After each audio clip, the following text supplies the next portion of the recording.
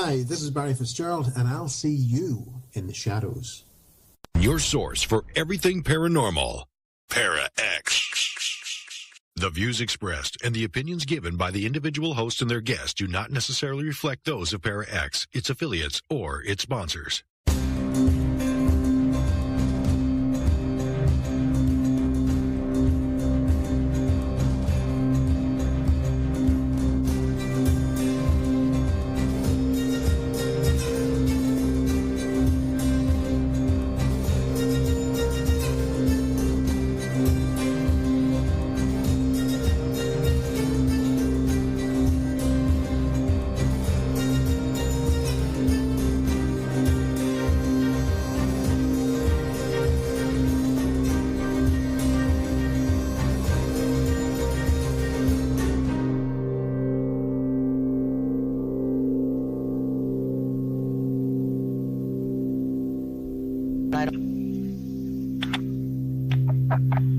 Welcome to another Monday night here on the Shadows Radio. I am Rebecca.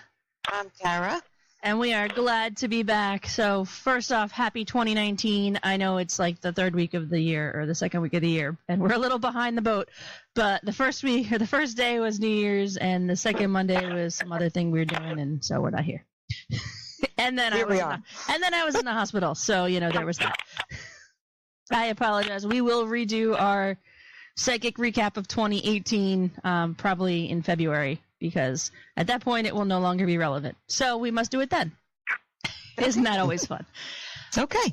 But no, a couple people did actually send emails to the Shadows Radio Facebook page asking if we were okay. And I just want to say thank you very much. I was in the hospital. It was stupid. They were holding me hostage.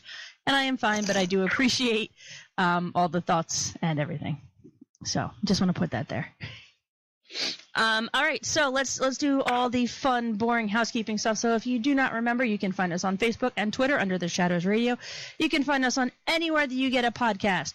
iTunes, Podomatic, Podbean. I think we even feed into YouTube and some other stuff too. I don't know. If you go to theshadowsradio.com and look at the left-hand bar, you'll see all the places you can find us. Find your favorite stream and grab us there, or you listen to us every Monday night here on Parax Radio Network at 9 p.m.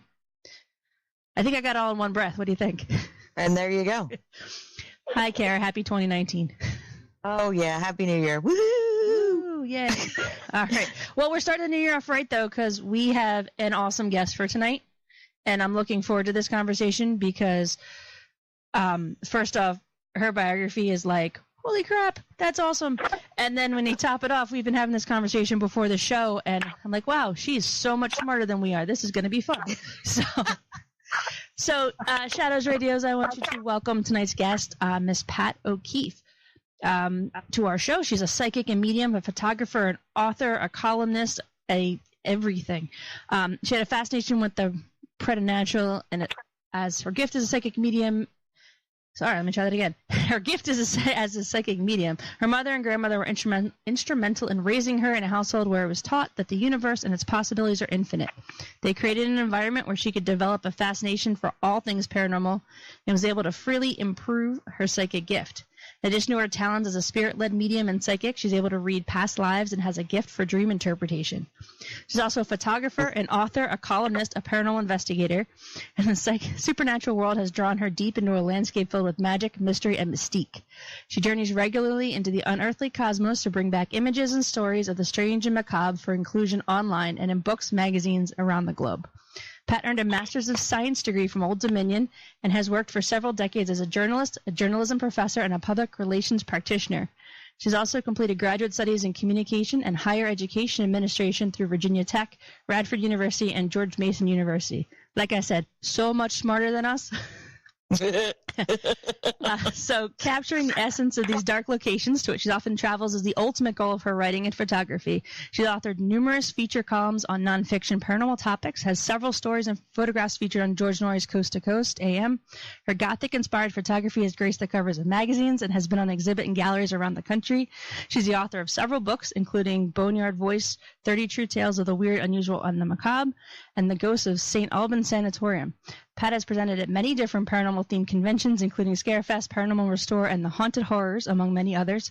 In addition, she's appeared on many radio talk shows and TV, and tonight she's here on The Shadows. So welcome, Pat. Welcome. That was an introduction. First, I have to tell you that, as far as education, one thing I have learned, it's often not the smartest person that actually completes that. I had a friend who was a PhD candidate, and I will never forget it. My mother met them, and when they left, she looked at me and she said, "Pat, it's true." And I said, "What's true, Mom?" And she said, "It's the person that just stays in the seat that gets the degree." And I'm like, yep, it has nothing to do with intelligence. So it's so true. But anyway, I appreciate the introduction, and appreciate the invitation, Rebecca and Cara, to be on the show. Absolutely. It's our pleasure. So I found you because we do a lot of historical sites through our show. That's kind of one of our main focuses. And I had found your book, The Ghost of St. Albans Sanatorium. Mm-hmm. And that was kind of when I had originally contacted you. I was like, oh, let's talk about that. And then I started reading through all the stuff that you've done, all the photography, all the writing that you've done. And I went, okay, we're going to talk about that. And then we're going to talk about all these other things because I want to get it. I want to get as much in as we can.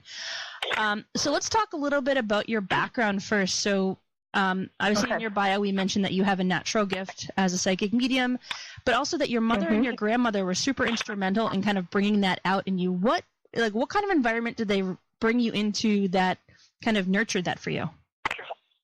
I was so fortunate because my mother and my grandmother were also talented themselves. My grandmother was a really powerful psychic, and her tool of choice was the spirit board. Most people know it as the Ouija board, or Ouija board. But anyway, I mean, she was just amazing, and I will never forget. One time I was watching her, and the board, I'm not kidding you, they would like have arguments at times, and the board she said it got angry at her, and the board literally flew out of her hands. I saw this myself. It hit the wall, and the wall was at least 8 feet to 10 feet away, and it slowly slid down the wall. And there was a time, too, my grandmother was the worst driver I've ever had the misfortune of driving with. And when she would do things like go over the hill so you were at a 45-degree angle, she wouldn't let you get out because she was embarrassed.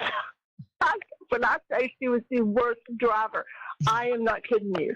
And so she came out one time. She'd been, as she said, talking with the board. And she said, "Pat," she said, "I'm so mad at that old board." And I said, "What's wrong?" And she said, "Well, it told me," now my grandmother had failed the test 4 times. Yes, take that in, the driver's test. So she told me, she said, "That old board said that I was going to fail the test, but I would get my license." Well, this was Lewisburg, West Virginia. So she went to take her license, and she got of course, there's two state troopers there at that time. And she goes out to take her test, and she comes back with the trooper in the car. And the trooper looks over at her, and he says, "Mrs. Roberts," he said, "you haven't improved at all." He said, "You failed the test, but I'm going to go ahead and give you your license." So the board had told her the truth. So that's the kind of childhood I had. I mean, it was just so open. I was reading Mysteries of the World, was title of a series that was in the house. And it was constant. I mean, she was Fate magazine. She subscribed to Fate magazine the way, a lot of women would during the time subscribe to McCall's. Now, my mother was a very powerful energy reader, and she hadn't had any, quote, formal training as far as palmistry, but she could hold your hand and she could see images. And one night, a friend of ours was at the house, and she told him, she said, "Don't go home tonight. If you go home tonight, you're going to die." And he wouldn't listen to her. We got in the car, and he did not get a half mile up the road. And we heard the wreck. A drunk driver drove directly into him, and he died that night. So I would just go on. I grew up in a haunted house. There were so many times that we would look down the hallway, and we would see water just rushing down the wall. in a certain bedroom. And my mother would go to grab a bucket and a mop, and we would show up, and there was nothing there. I mean, I had a fiance. He was 6'4", and he was an executive chef. He was from Pennsylvania, and he he was all, how men are, all brave. And we had this room that we called the room, as in all caps. Nobody wanted to sleep in the room. And so I told him, I said, we have a choice. You have the short couch, because he was 6'4", that you can sleep on, or you can sleep in the room. And he said, well, I want to sleep in the room. And I'm like, okay. So he sleeps in the room. The next morning I get up, and I'm trotting through the living room, and there's his, big legs just hanging off the edge of the couch. I looked over at him, and I said, it got you, didn't it? He said, yes, it did. What had happened in the middle of the night, and this happened to several people. In the middle of the night, the bed rose up. Now, this is one of those old metal beds, from the 20s and 30s. And it rose up off the ground, and it started just rocking him back and forth. And so it scared him so badly that he ran out of the room in the middle of the night and slept on the couch. Wow. Oh, my God. I know. My whole life. You have to understand, my sisters, one of them is an incredibly powerful medium. Now, she will not embrace this at all, and she's a psychic. But it scares her to a deep level, where it doesn't scare me. We had a conversation earlier that some of us understand the darkness. It's not that we're particularly dark people, but we aren't afraid of it, because we also are so connected to the light. You see what I'm saying? And we understand that there's a balance in the universe. But I will tell you this one story.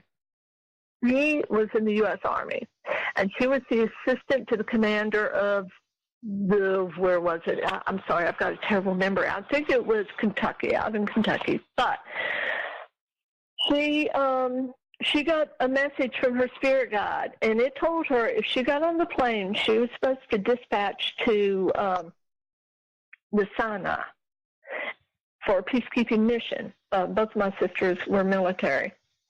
And she got her spirit guide told her, if you get on that plane, you will die. Well, she just thought the warning was for herself. So one of her best friends was Christine McClary from, I think it was South Dakota. And this just doesn't happen. I'm telling you, when I tell you that spirit works for people, you can just look at miracles and things that don't make sense all the time. Anybody who's in the U.S. Army or has been in the U.S. Army will know that this normally does not happen. Now, she happened to be the assistant to the camp commander, so she went to him and said, I would like to change my tour with Christine McClary. Her fiance is in the Sinai.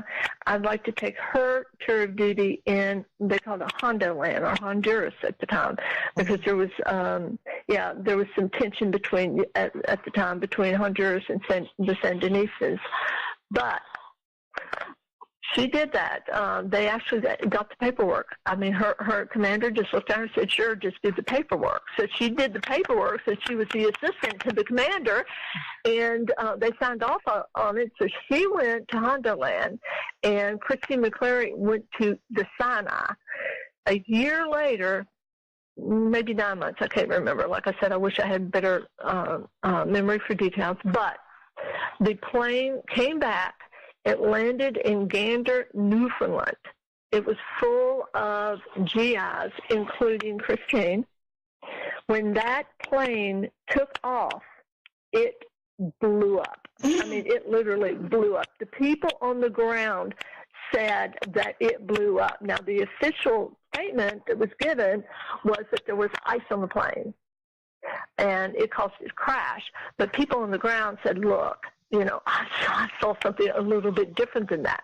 So in the conspiracy community, it's thought that, of course, it was it was really the first major, acts of terrorism.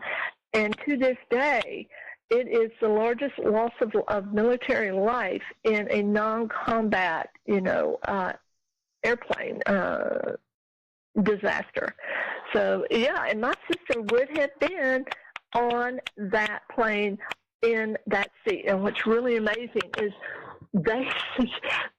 she answered her door, and the military police were there, and they trotted her away and kept her under lock and key. She was in the war room, which is what they call it whenever they're trying to do something like this, try to figure it out, what happened. They had found the paperwork where she and Christine had traded tours of duty, and she had to stay there until they cleared her that she wasn't part of this. And so she was there.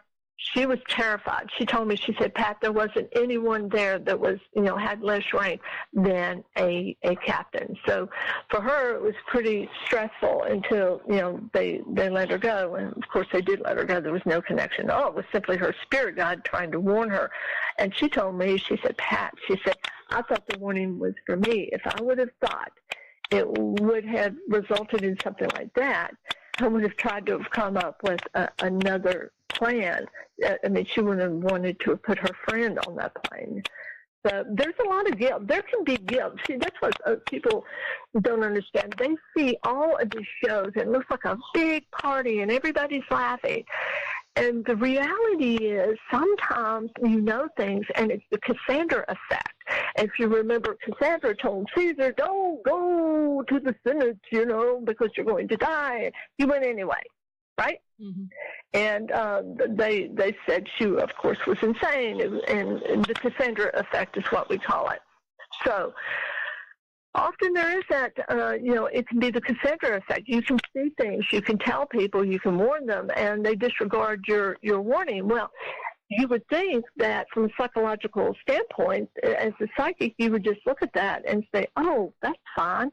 They made their choice. But in reality, you're a human being. And my sister had some guilt, some survivor's guilt, because the fact that she put Christine on that plane.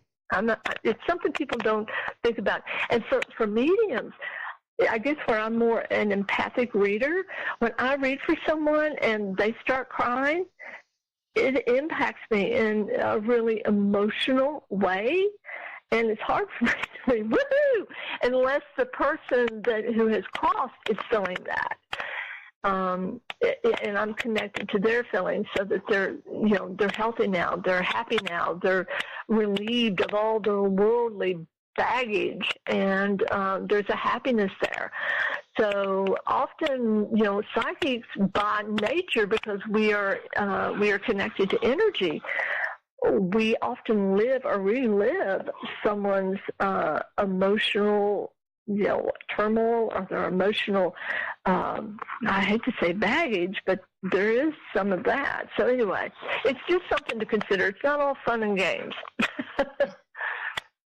So that's very true. I gave you a little more than you expected. Sorry. No, it's okay. Go ahead, Cara. Did you have something? I just said that's very true. I think people are not aware that there's like you said, there's a balance. There's good and bad. So with anything, when there's good that comes with it, but there's also bad, because there's always a balance to everything. There is absolutely that. Can I mention something real quick about balance? I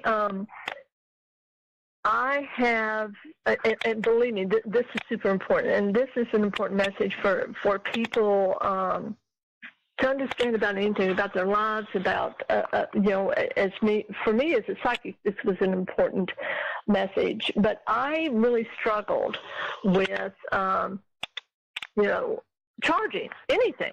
I mean, anything, because, I have been blessed. I mean, I had a good job, and, I was just blessed. I mean, and believe me, guys, I didn't have shoes when I was a kid. I was Poe. I was Poe in the West Virginia mountains with a single mom. Yeah. So I know all about poor, right? And knew I was blessed to have all that I had. So how do you handle it? How do you handle charging anything? And so I prayed on it. I am a big prayer. I'm huge into prayer and meditation, which meditation is just opening up to divine sources, another source of prayer. And I hyper-focus where I'm ADD, attention deficit disorder. So I'm focus for weeks on this. And often when I do that and I'm reaching out to God, I will have something that I call a 360. In this case, it's like, wow, it's like being thrown into the other world. So I'm like, boom, in this place, and it's all astral projection. It's all about energy, about the soul, right? So I'm in this place where there's all this, it's like cloudy. I don't know how else to say it. But I see these two energies, and they're coming towards each other, right? And one is stronger. It's visually stronger than the other energy.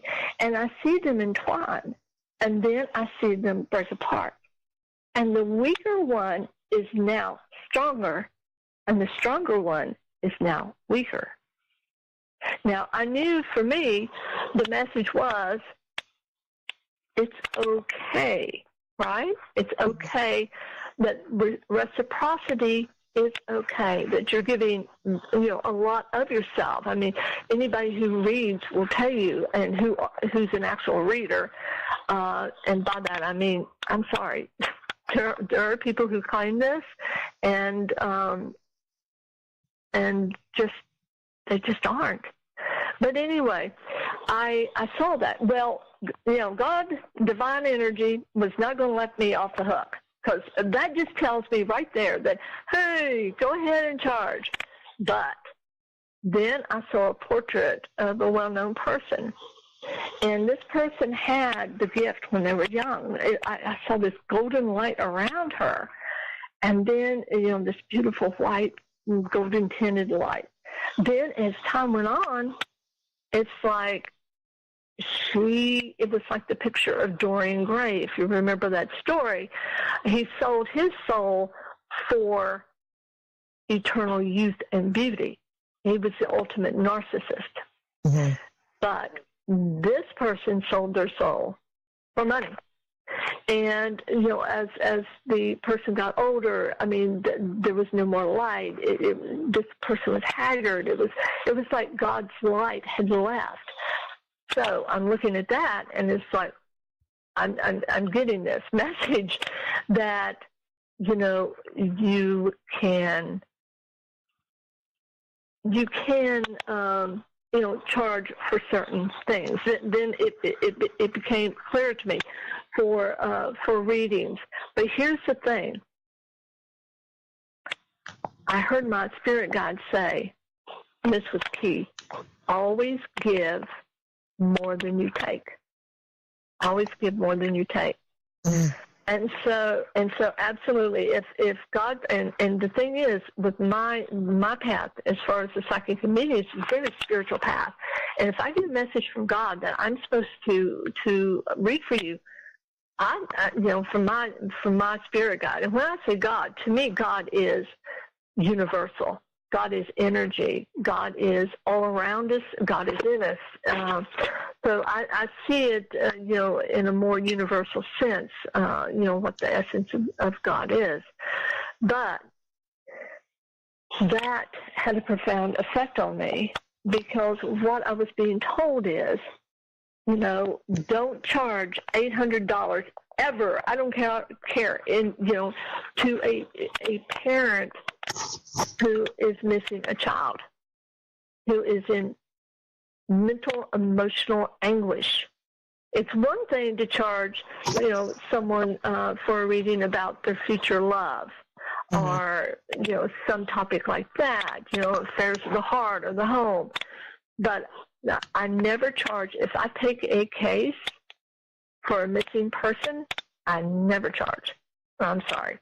Because to me, that was revealed to me whenever I had this epiphany. And now, I want to pay off more karma in this lifetime that I, have brought into it and that I have made in it. So I it's hard and fast with me on that. But anyway, I know you didn't ask that, but it kind of kind of fell into the frame of what you were asking. So. Well, I want to kind of piggyback off that. So you said people come to you for missing persons. Is that people who are involved in the case? Is that the law enforcement who are doing the research? Who's coming to you for that kind of a reading? I will be honest with you. It is usually the person who is most closely related to the person. Okay. For instance, I was brought in on a case from, oh gosh, where was it? It was Big Stone Gap, Virginia, and this man, he was just wonderful. But as soon as I heard his voice, I heard he's his brother's keeper. And his brother was missing, he told me, and could I come? The case had grown cold. It was, several months later, since he was missing, yada, yada. So I went in, and I immediately connected with this energy. In fact, I started having stroke-like symptoms. We call them, like shadow symptoms, before I got there. And I told him, I said, your brother was having strokes.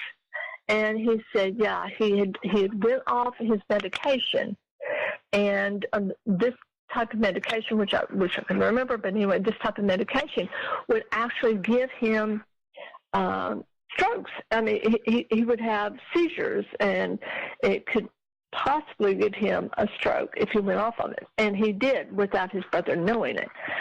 So I told him that, just so many little things, like sitting on the couch, I started rocking. I said, he sat right here and he rocked all the time.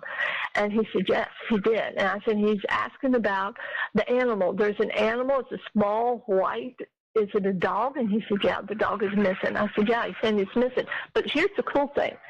I pointed out the door. I said, he went right out the back door, and I said he went down towards the river, but he didn't go in the river. He went straight up.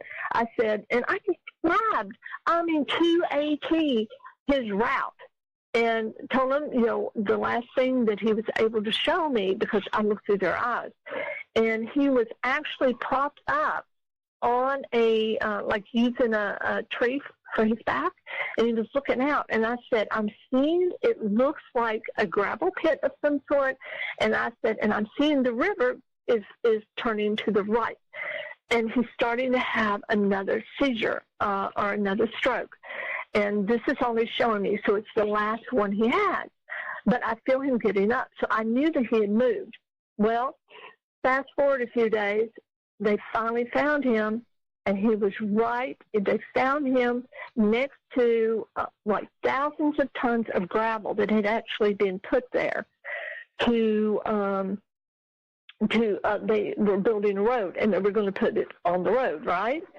And then he was found right in the bend of the river where it bends to the right. And one of my friends is actually from that area. Her name is Kathy Still, and she is Director of Public Relations or Media Relations for one of the universities there. But she actually sent me a picture of the location, and I swear it was, sometimes you just connect so closely with someone. But the interesting thing is, when I did his route, and I was telling him the route that he took, he said that's the exact route that the dogs took. I'm not from Big Stone Gap. I don't know that place from Adam. But I told him, I said, I'm seeing that he went up. There's like what is it called? Anyway, it's how you get on a railroad track, like walking up this thing. And he walked up it, and then he was on the railroad tracks, and he started following the railroad tracks, but he got off. I'm kind of rambling here. What I'm saying is that's what a reading like this is like. And yes, it's usually the family that is, hears about me, or, someone tells them about me, which was the case with this gentleman. But here's the thing that I learned from that particular case is I have quit trying to make sense of things that I'm shown, and I just give it to people now. Because before, I would actually try to control some of the information, like I was trying to save someone or didn't want to hurt someone's feelings. And then I began to learn that by doing that, I'm getting in the way of the message that they're supposed to have. And the message was, as soon as I got to the house, I saw this grown man, metaphysically, I saw this grown man, and he was behind a tree, and he popped out, and he said, "Boo." And I'm like, what? That is just too strange. So I'm going to mention that. Well, then I find out that the man's nickname is Ghost, because he would hide behind things and pop out at people and go, "Boo." Oh. I know, it's insane. But the last case I was brought in on was really sad. Oh, it was a young woman, and she was in Roanoke, Virginia, and she was going to see her mother. And for some reason, they were able to track a ping, and she was up on this mountain somewhere, or at least they knew that she had been there. And I told them, I said, "She's on that mountain." I said, "I keep seeing her. She's going there to meet someone. I feel it's a man that she may have met online somewhere." I said, "She got to the place," and I described it to a T. And I said, "I'm seeing a cabin, I'm seeing a store, I'm seeing a long, narrow, parking where you park, and it's got gravel. And I see that she's scared, and she's getting in her car, and she's leaving fast." And I keep seeing the words, and I keep hearing the words, "King's Gate." Now, this is where being a psychic can be really, really frustrating. I kept saying, "King's Gate. She's at King's Gate. I know she's at King's Gate." Well, they were packing up. They, meaning the Virginia State troopers, were packing up, and they were getting ready to go. And she went there, the best friend of the woman whose child was missing. She went there, and she said, "Please, just stay." She said, "We've talked to a psychic, and she said that this girl is on this mountain." I kid you not, they actually stayed because of that. Because whether they want to admit it or not, many of them do work with people like myself. And so they stayed on the mountain. Two hours later, they found her. Now, here's what's interesting. When she went through this opening, right, in the road, beside the road, according to the woman, it looked like a gate. She said, "Pat, it looked just like a gate. It was the only opening on that mountain where that car could have possibly gotten through." And she said, and where she landed was at the fence of a farm called King's Farm. King's Gate. I kept getting it. She went through the gate, and she landed at King's Farm. You see how frustrating that is, though? Oy. Because, yeah, if you knew the area, it may make sense to you. But if you don't know the area, it would make absolutely no sense. So sometimes that's how it works for us. Yeah. And then, and sometimes I don't want to get involved. It's like, especially with children, really, you don't. But sometimes it just happens, and if you're not even involved with it, the one thing I do is I always, if I see things, I have a friend who is an EMT, and I share those impressions with her, because I think every time you read, you get stronger. And so anyway, but yeah, those are two memorable ones, and there's been others. I mean, but I never charge. So yes, if you haven't. Oh, and let me tell you, I've also found pets before. I actually found a dog not too long ago, and I don't like to do animals because I just don't. I'm sorry. I know that's awful. That's my daughter. She has a gift, but I got a call from a woman and her sister, and I could feel this. To her sister, that dog was her child. I mean, just as much of a child as anyone's child. And so I said, okay, I'd do it. And I told her, I saw this. I saw exactly where the dog was. I said, look, the dog went running because it heard a noise. You all think it went right. It did not go right. It went left. It kept going. It just went left, and it kept going. And I said, and I'm seeing a lot of trees, and I'm seeing an old restaurant, and I'm seeing the back of the restaurant because that's what the dog's seeing, right? And I described that restaurant to a T, and I said, and he's giving you a message. It's a yellow ball. I said, was that his favorite toy? No, but he has a yellow ball. I said, he's giving me that message. I am not kidding you. The next morning, the woman was standing there still grieving her dog, and that yellow ball rolled off the shelf from nowhere and landed in front of her. She got in her car, and she started to think, where is a restaurant? Because it was actually a national forest. And she remembered an old restaurant. And she went to that restaurant, and in the back of that restaurant, I described it perfectly because that's where he was going to try to get fed. Her dog was there. Oh, my God. Oh, yeah. So that's what I'm saying. Energy is energy, and animals are sentient beings. I mean, I eat meat too, but they are sentient beings. So, yeah. It's interesting. It's frustrating. It can be fun. You feel that you're really, really helping people. But anyway, so what's the next question? Oh, I don't know how to follow the dog at the restaurant. I had like a Lady in the Tramp flashback for a second there. Oh, that's cute. Yeah. Yeah.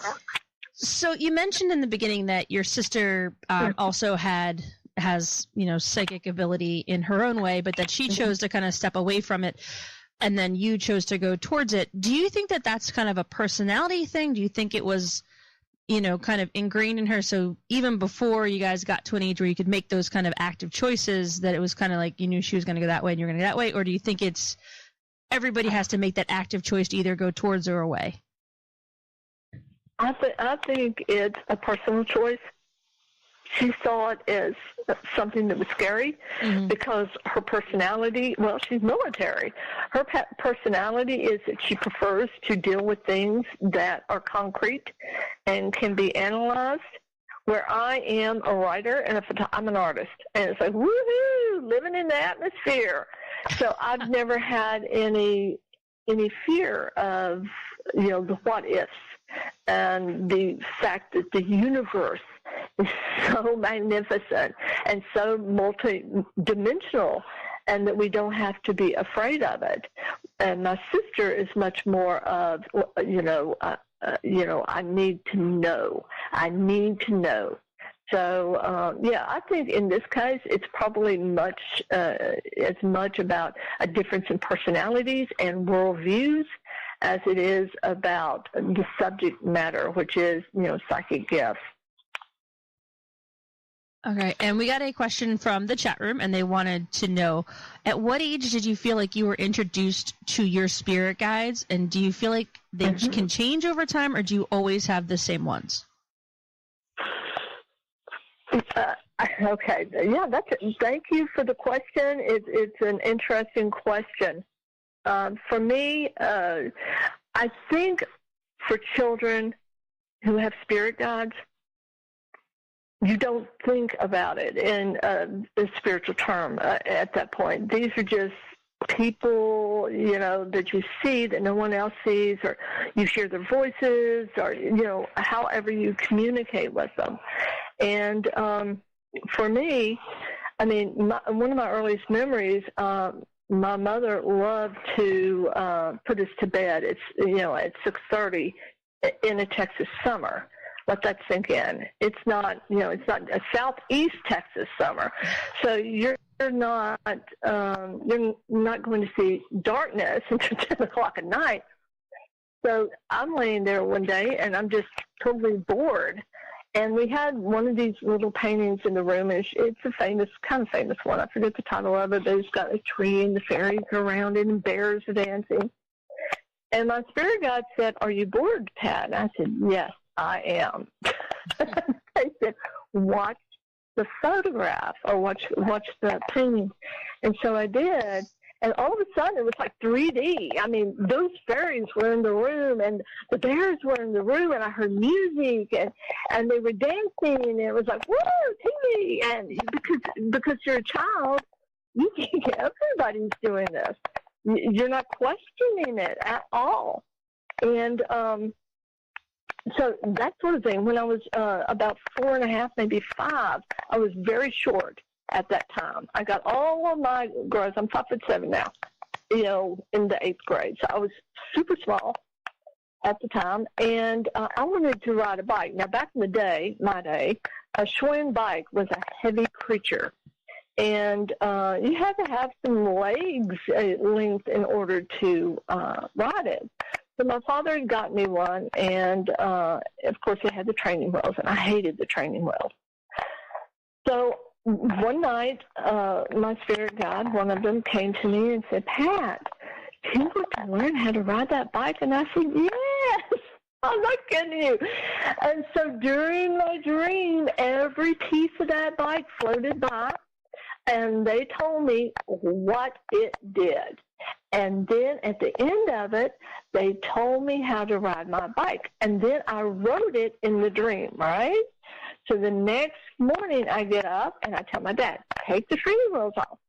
He said, no, you'll hurt yourself. I said, Dad, I'm not going to ride that bike again until you take them off. And so he did, because, my dad was one to let you scrape a knee or two to learn. But I got up on that bike, and I rode that bike. I went, and what it was, my legs wouldn't touch it when it was down.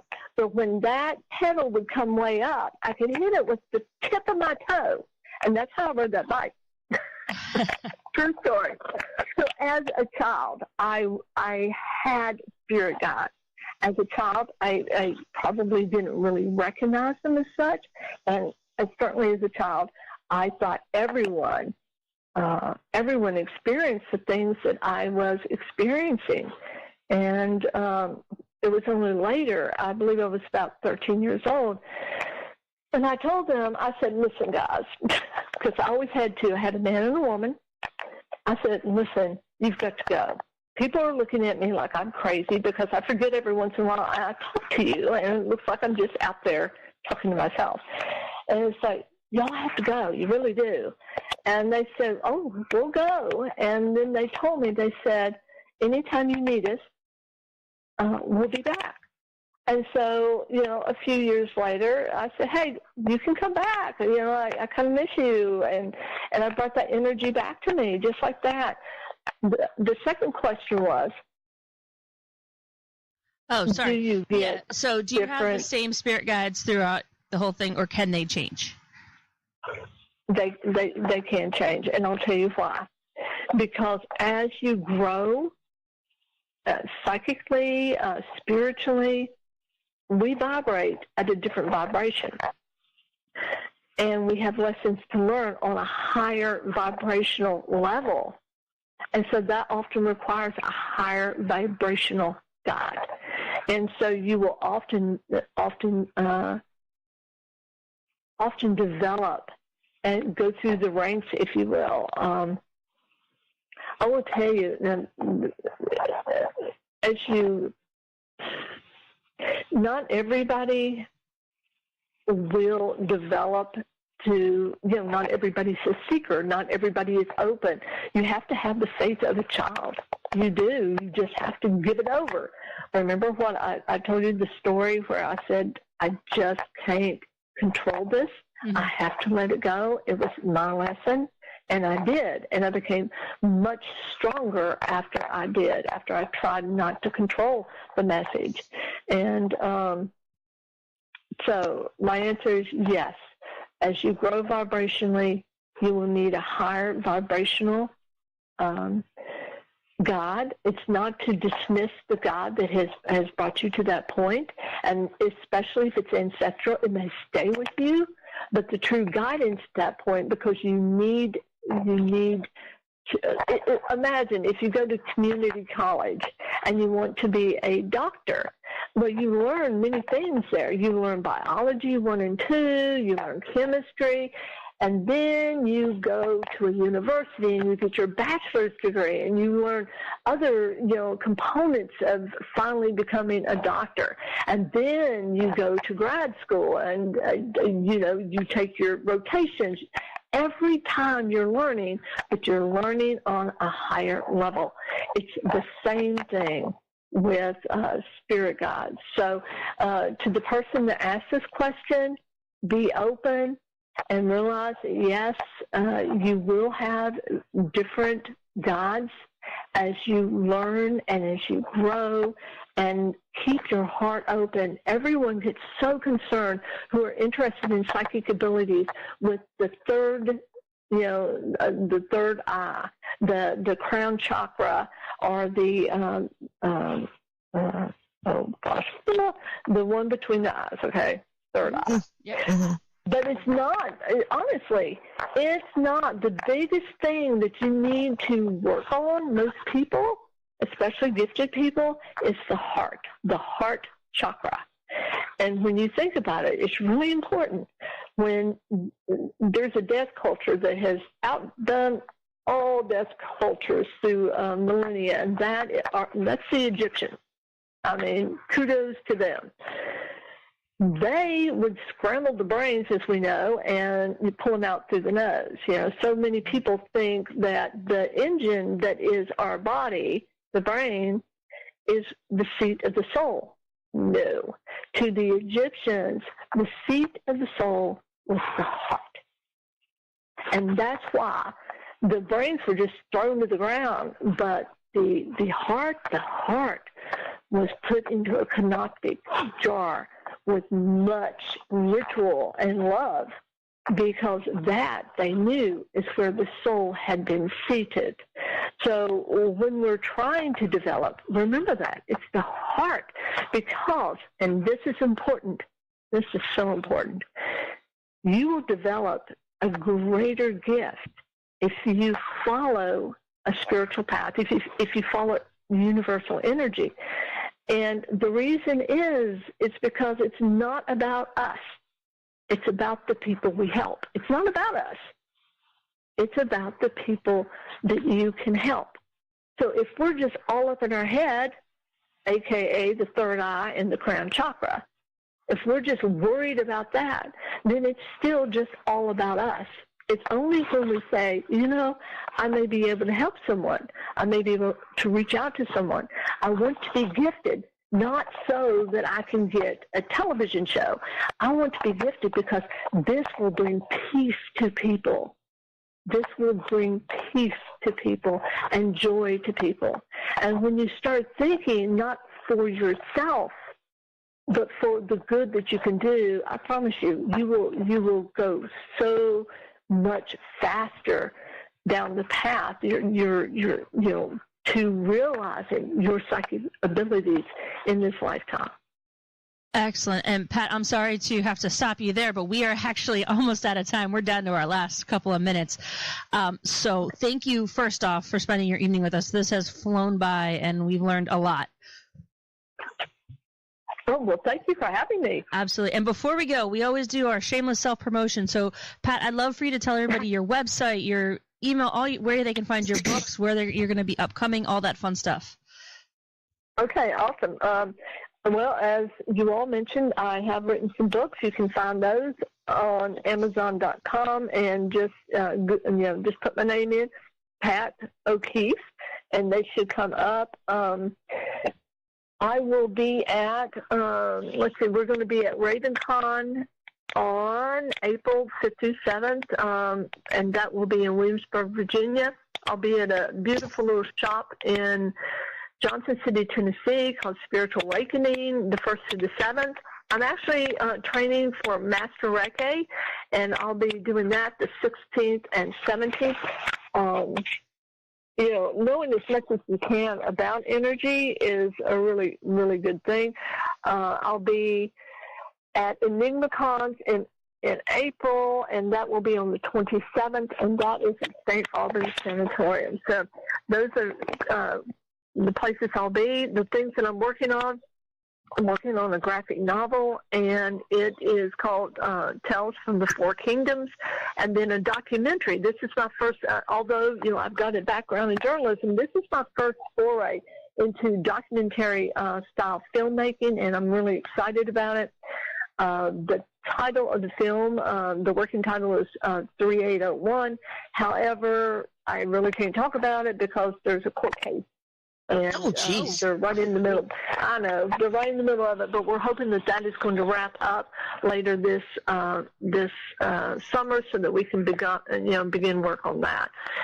And you can catch me at pat-o'keefe.com. Oh, or fullmooncaravan.com also. And I got to give a call out to the Caravan. We're a small group of psychics and mediums, and we travel around and just have a great time and meet many, many people and are able to reach out to those people. So that's how you can find me.